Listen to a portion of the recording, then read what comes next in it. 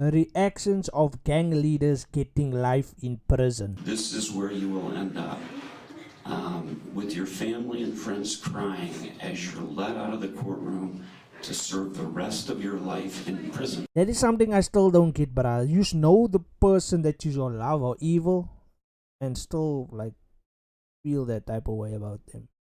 I don't know how it is, but I don't know who am I to judge for that, but the person is cruel, bruh. Notorious gang members have spent their lives immersed in the criminal underworld, committing heinous crimes and evading law enforcement at every turn. But now, they face the reality of spending the rest of their days behind bars. How do they feel about this prospect? Do they regret their choices and the path they've taken, or do they remain defiant in the face of their punishment? Join us as we delve into the minds of these notorious criminals and see how they react to the prospect of a life sentence. A life sentence. That is what a person expects if you're gonna do stuff. Today, I'm gonna be brutally honest. I'm not South African, bruh. As I know, South African right here. saying I regret it because, but what I know for a fact, if I could have changed some things, I wouldn't be here where I'm now. George Geweld Thomas, easily one of South Africa's most dangerous gang leaders. George Geweld Thomas is a name that instills fear in the hearts of civilians and rival gang members. The name Geweld means violence, and Thomas doesn't bear the name for fun. Other gang leaders might be orchestrating robberies or murders from their hideouts, but not Thomas. The fearsome gang leader orchestrated about 4 murders from inside the prison. Thomas faced more than 50 charges, including 7 murders, 3 attempted murders, unlawful possession of firearms and ammunition, racketeering, housebreaking with intent to rob, and robbery with aggravating circumstances, amidst other gang-related charges. He was sentenced to life imprisonment for each of the 7 murders he was charged with. Out of the 7 murders, Thomas personally pulled the trigger in 3 and planned the other 4 from his prison cell. However, he was not alone. 6 of his gang members were also sentenced to life imprisonment for their crimes. Some of these crimes were carried out under instruction from Thomas while he was in prison. The rest of the accused received sentences ranging from 12 to 25 years in prison. The arrest and conviction were part of the state's commitment to preventing organized crime and crushing gang activities. The state has been under the scourge of the 26s and 28s, 2 of the country's most vicious gangs.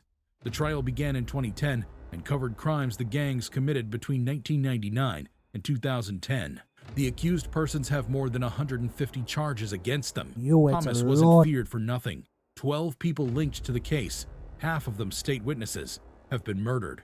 It was not surprising then that the public gallery was cleared, leaving only journalists to allow terrified witnesses to testify. The witnesses, flanked by a bodyguard, told the court that the gangs have repeatedly tried to assassinate Curtis Esterhuizen, a gangster from the rival Clever Kids gang.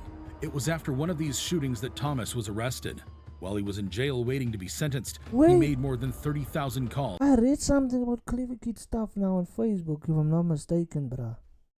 Yo, what a coincidence that I'm reacting to this now. Giving orders to kill lots of people, including witnesses. Following testimonies from witnesses and a superabundance of evidence, Thomas and his cohorts were sent to prison. During the whole trial process, Thomas showed no remorse. In fact, he bore what seemed to be a smile on his face. Murder in the first degree. You, upon your oaths, say that the defendant is guilty on a theory of deliberate premeditation.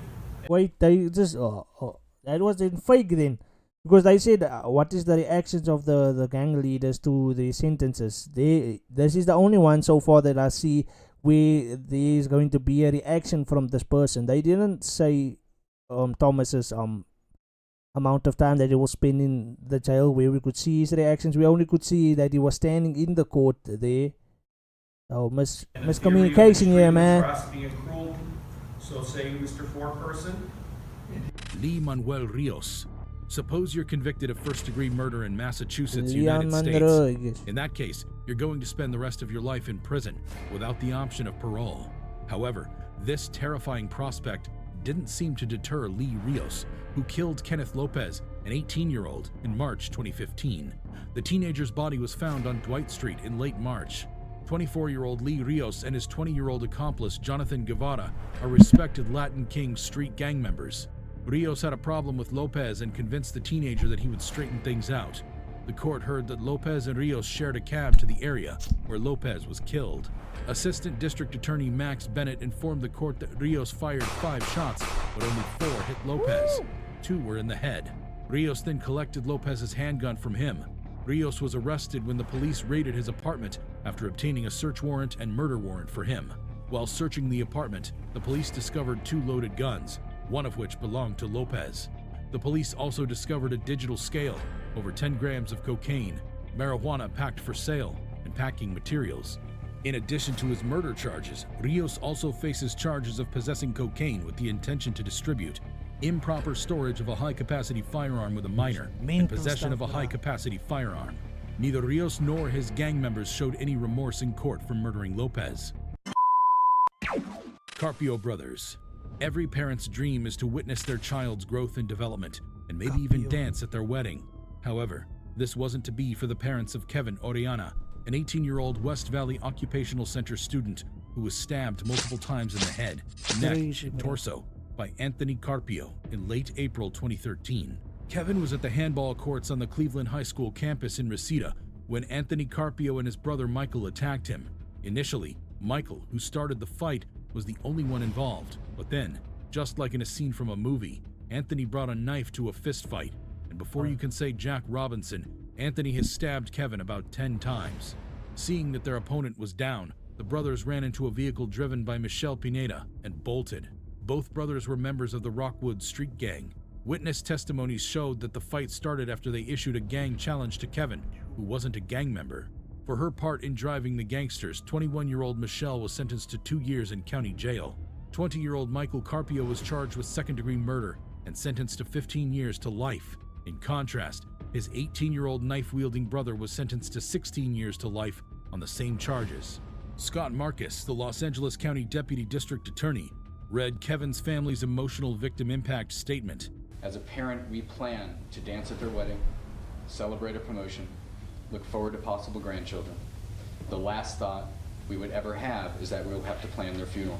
If the 2 brothers were remorseful, they did a good job of hiding it because, as Judge Martin Herskovitz pronounced their sentence, they remained emotionless. This is where you will end up, with your family and friends crying as you're let out of the courtroom to serve the rest of your life in prison. Abel Gallegos. The rest When of 28-year-old your Simone life. Duran identified Alonso Quintana in a police lineup as a suspect during an investigation for attempted murder, little did she know that she was signing her death warrant.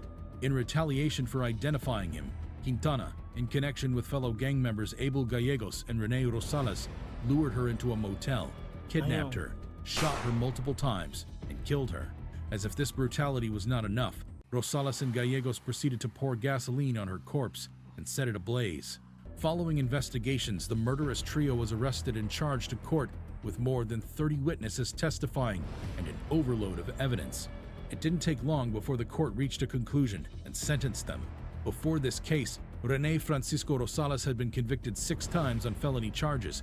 For this crime of tampering with a deceased human body, conspiracy to commit murder, being an accessory to a crime, and tampering with evidence, he was sentenced to more than 120 years in prison.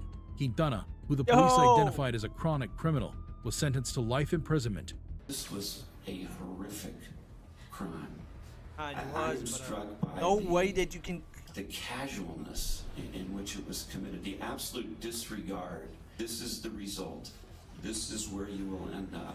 Abel Candy Gallegos was sentenced to life imprisonment without possibility of parole, plus an additional 163 years for second-degree kidnapping, retaliation against a witness, first-degree murder with intent and after deliberation, conspiracy to commit first-degree murder, tampering with evidence, tampering with a deceased human body, possession with intent to manufacture or circulate a controlled substance, among other charges.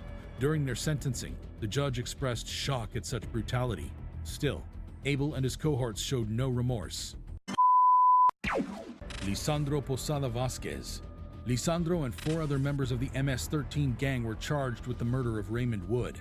Lisandro and his group tricked the 17-year-old Wood into selling them marijuana. They drove the teenager from Lynchburg to Bedford County and brutally massacred him. They knocked him unconscious, strangled him, plunged the knife into him one after the other, and cut off his right hand. Lisandro was charged with and pleaded guilty to aggravated murder, abduction for financial benefit, and gang participation. He was sentenced to life imprisonment for aggravated murder and an additional 10 years for gang participation and affiliation. 2 of his murderous gang members who joined in killing Raymond were sentenced to life in prison. The other 2 were handed decades in prison after being found guilty of murder. Lisandro showed no remorse for his crimes during the trial, although he came forward early and accepted the responsibility. What do you think about these people? Wow. No remorse shown from any of them. Literally, yo, evil, evil.